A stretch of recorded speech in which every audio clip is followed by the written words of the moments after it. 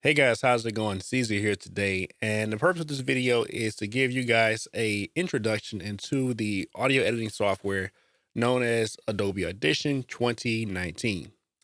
So I want to quickly start off and say that this video will be broken up into two parts. The first part I'll try to keep somewhat short, and I'll kind of just quickly go over what I did to get the audio from sounding like the first sample, which you see on the screen, to sounding like the final copy that is then, of course, rendered out or saved and then exported to a client or to YouTube or to whoever it may be. The second part of the video, which I'll note on the screen and in the audio, would be a more detailed guide on the actual steps I took and why I'm taking those steps to improve the audio. That way you can see both what it sounds like after it's been worked on, and you can actually see the process of the audio being worked on. So it'll be a two-part video.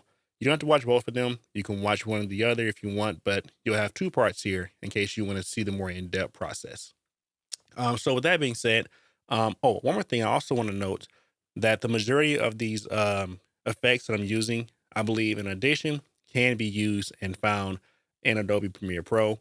Of course, the interface is a bit different in terms of how you get to them, but once you find the actual effects, they should work the exact same way. So if you don't want to use Audition for whatever reason, you can, of course, use Premiere Pro and use the same effects, and you should have the same results. So with that being said, let's just get into it. All right, so here we are. Excuse me.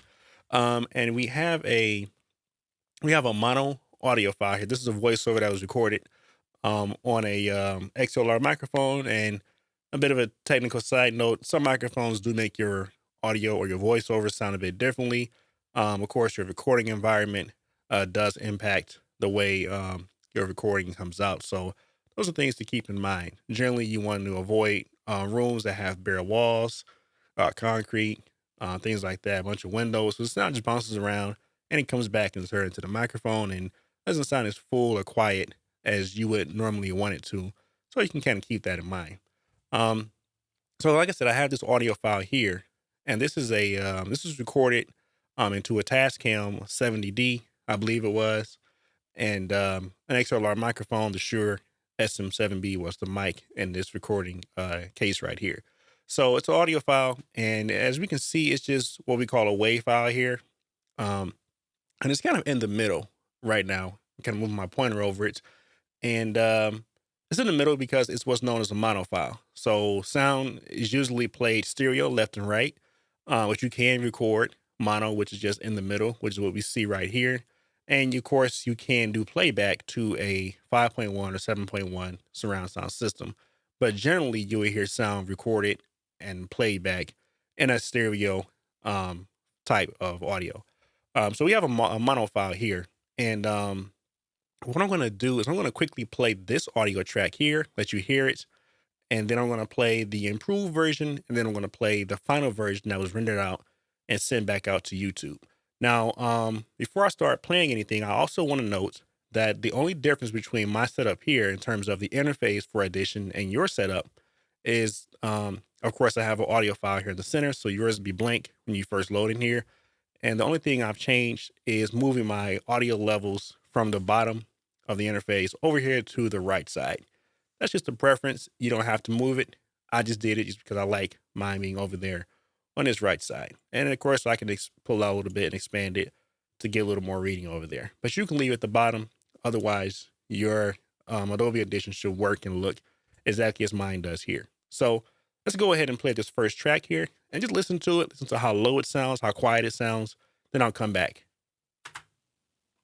Hey everyone, and welcome back to You on the Mic, episode number 3. So I'll go ahead and skip into it a little bit. Maybe she's speaking up a little bit louder, right about maybe here. How they're feeling at that moment and don't want to go any further, So, All right. So what we have again is just the mono file, and as you can see or as you can hear, it was really low. And if you're not sure how low it was, I'll play it one more time. And over here to the right, we have I our am a audio Capricorn. levels, Uh, and you can ooh, see we're kind of Capricorn. reaching at I negative, love what being is a this? Capricorn. Maybe I 22, feel like 21. She's probably peaking out at maybe negative 18, somewhere in there.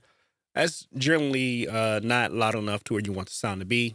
It's how she originally recorded it. Um, A rule of thumb for audio playback is you have two general ranges. General ranges you want your audio to be, or what people will call safe zones. It's either between -6 and -12 decibels on playback, or -9, -15. And what that means is that the highest point in your audio playback should be between, of course, 6 and 12, or 9 and 15. And then anything in between there, them just talking normally without, saying something really exciting or really loud, or yeah, or anything like that, should be between the 9 and 15, or 6 and 12 range. So as you can see here, most of her audio is, again, I'm let's play it again and see. So we're at Capricorn, negative like 18, description of a Capricorn. It's just negative me. 24, pretty low stuff. So that's the original audio. And we're going to go ahead and play the improved version. Then I'm going to play quickly the final version. So here's the improved version right here. As you can see, of course, we have a stereo track now, and I'll go over how to get into a stereo track from a mono track. Is literally a two-button process. So we have a stereo track here, and I'll play it real quick, and you will hear the difference right away. Every Sunday, sometime in the afternoon, I'm gonna just say All right, so it's there. We'll go ahead and click a little further into it. I'm a really nice person, and I had like a little phase where I wasn't nice. Like All right, that's enough of that. So, as you can see and hear, the levels are much higher, and things sound a little bit brighter. It's just not as quiet as the original recording. And finally, here is the audio that's rendered out. but I'd rather talk about whatever y'all want to hear. Like if you want to hear me, and if I could change one thing in this world, it would be a lot of people who don't even give it a chance. Like, what? Like, y'all would not believe how many people. Oh my gosh. All right, so there's a final track. Of course, it has music in the background, um, and it sounds, pretty good. And one thing I do want to also note, Audition is a audio editing program, but you can import video. If you look up here where my left panel where it's highlighted, this is an MP4, it's a video file. You can bring video in here. You cannot edit the video. You can only edit the audio track to the video, and whatever changes you make, you have to render the audio back out separately. You cannot render the audio back to the video and send it back out. So that's why you guys are seeing this flyer down here. This is a video. This is her graphic to go over the video. So Audition will show the video, but it won't play it. Or you can't, I'm sorry, it'll show it, it'll play it, but you can't edit to it. You can only edit the audio file. So to get into what I did to this track, we'll go back to the original one here. And this is her original audio. And again, this is mono. So we can again tell it's mono because it's in the middle right here. We don't have the left and right channels. And the way you convert a track from mono into stereo, is that right? Yeah, from mono into stereo, is simply go up to favorites and you click on convert to stereo. Takes a few seconds and you're done. Now, sometimes you're recording into a H4n1 or a Tascam or into some other audio recorder, or perhaps you're recording via USB mic into your laptop or whatever, and it captures it mono. No big deal. Just take it into post, come in here and go to favorites and convert to stereo. So that's done. So the next thing we're going to do is we're going to apply presets, and the presets will improve the overall quality and volume of this audio recording here.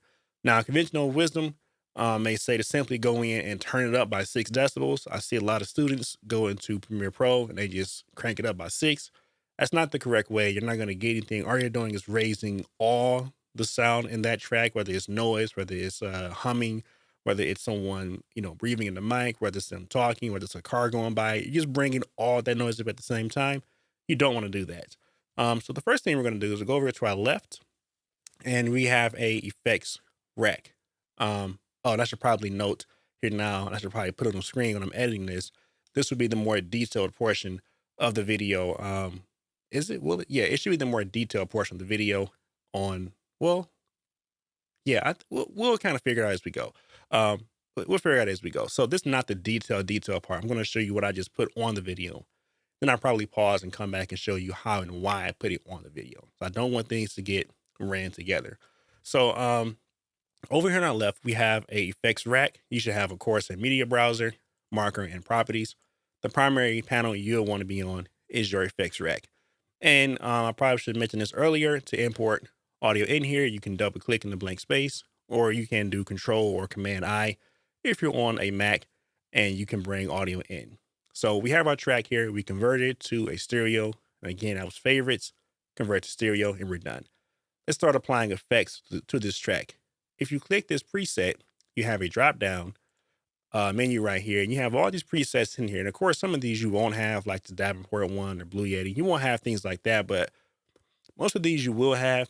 This is what Adobe thinks you may or may not use, and you can apply them to your audio and see how they sound. But I have one I particularly use for voiceovers, and the one for this voiceover here actually is called Test Mic Preset.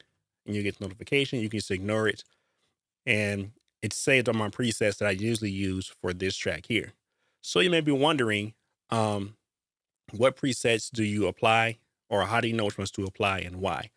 The why, again, I'll get into the more detailed part, but I'll show you what I apply and give you a brief overview of what they do. So the first thing you want to apply to audio, or the first two things, if you forget everything else, the first two things should be a limiter and a compressor. All right. And of course, the limiter allows you to control the highest point of your sound or reduce the highest points. And you can even boost volume via limiter. And your compressor, what it does is that in any recording, you're going to have parts where your subject is speaking and they're going to be speaking kind of low, like I am right now, and really quiet. And they may take a break and, get a drink of water. And then they'll come back and start speaking like this again, nice and loud, really energetic, really strong. And as you do playback, you will hear that change in sort of energy or volume in your recording. So what the compressor does, it goes in and it finds the lowest points and it finds the highest points and it kind of balances them out and brings them up to where they're somewhat close to each other. So you won't have that noticeable change from someone speaking really low or away from the microphone and then someone speaking kind of high and, energetic or perhaps too close to the microphone, too loud. You won't have that obvious change there. It'd be more leveled out. So hard limiter and compressor are, in my opinion, the two main effects you want to put on there. And then, of course, after that, I like to apply a EQ to affect the high, mids, or lows. Of course, if you have a male talent on the microphone, you'll want to, affect maybe the lows. And if you have a female talent, you'll probably want to take out lows or bass and maybe hit them in the highs. All right. And then some other stuff is kind of optional, but let's start with the compressor. So to add these effects on here, by default, your rack would look like this. And you can click on any number you want. You got 1 through, I believe, 10. You can click on any, I guess, rack you want, any channel, doesn't matter. They're all going to apply the effect at the same time. So the first one we're going to do is we're going to apply, here's our compressor. We click our side fly out arrow, and we're going to come over and we're going to look under compression and of course, multi-band compression. All right. We're not going to make any changes to it. We're going to hit X and it's still active over here. If you want to toggle the effect on or off, you have a green power icon. Just simply click it. It turns that specific effect off. If you want to turn all the effects on your rack off at the same time, you can click on the green power arrow down here at the bottom. It turns everything off and you can hear the recording. You can hear the recording in its original status. All right. So compressor was the first thing I added. And the next thing is going to be this limiter. We're going to click this arrow over here again. And we're going to come over. And again, we're going to look for hard limiter. The hard limiter and the multi-band compressor are the exact same tools again in Premiere Pro. They're called the same thing. If you just search them, they'll pop right up. And of course, you can ignore this dialog box right here for now. And we'll go ahead and add a parametric EQ. And that will affect the highs and mids and lows. And again, in the more detailed part, I'll go over how to use that and show you what it does. So again, the fly out arrow, and we're looking for EQ. This time we're going to come down to EQs and filter. And we're not going to apply the 10, 20, and 30 band. We're going to apply the parametric EQ and just simply hit the X on it. So now we have these effects right here on the video, or I'm sorry, on the audio track. The default settings don't do much. So this is where you have to go in and tweak it to get it to where you want it to sound. Now, I do want to say that if you get really heavy handed on this stuff, it can destroy your audio, make it sound really, really processed or faked, almost robotic, and you don't want that. The idea is to make it sound nice and clean and natural. So most people will hear it and say, oh, it sounds good. You don't want someone to hear it and say, why does it sound that way? So you don't want to take out too much bottom, or as we call it, bass. You don't want to push the highs too much and it sound kind of squeaky or light almost. So you have to be really careful with this stuff. There is no hard set rule, any rule book to say, hey, only set it to this level right here and you'll be fine, because every person speaks differently, mics pick up differently, and the recording environment also affects how your audio sounds as well. So, with that being said, I think this is the portion now where we're going to have a pause here. I might do a graphic or something, right? Some kind of transition, and then we'll come back and we'll actually get into how to use these effects and why we use them. It'd be much more in depth. This portion of the video would be a bit longer. It'd be a bit slower. I might not be talking as much, but it is meant to be more in depth and detail so you can understand why I'm using it and you can hear what it does to the audio track. Let's take a break. We'll be back in a minute.